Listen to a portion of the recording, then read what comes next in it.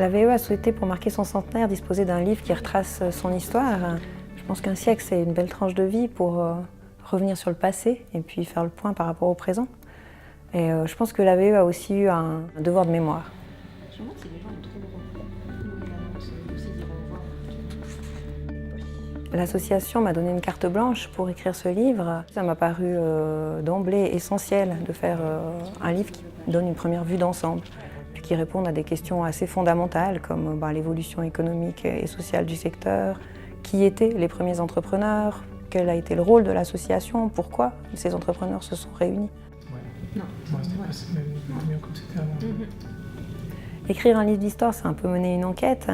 Donc, on a une masse de documents et puis on doit les faire parler. Alors moi, mes premiers documents, c'était le fonds d'archives de la VE, qui est un fonds gigantesque. Et il faut trouver le document, la perle rare qui va vraiment fournir des informations. Le livre commence au Moyen-Âge et remonte le fil du temps jusqu'à aujourd'hui.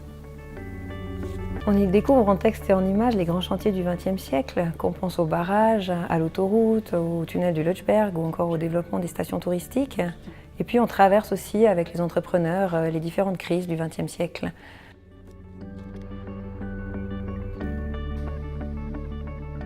Ce livre s'adresse aux entrepreneurs bien sûr, mais pas uniquement. C'est un livre qui se veut vraiment tout public.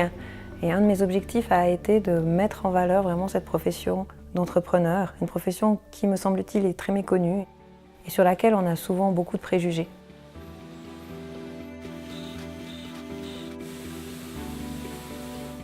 Donc j'espère qu'après avoir lu ce livre, les gens pourront avoir une vision plus nuancée du secteur et des entrepreneurs.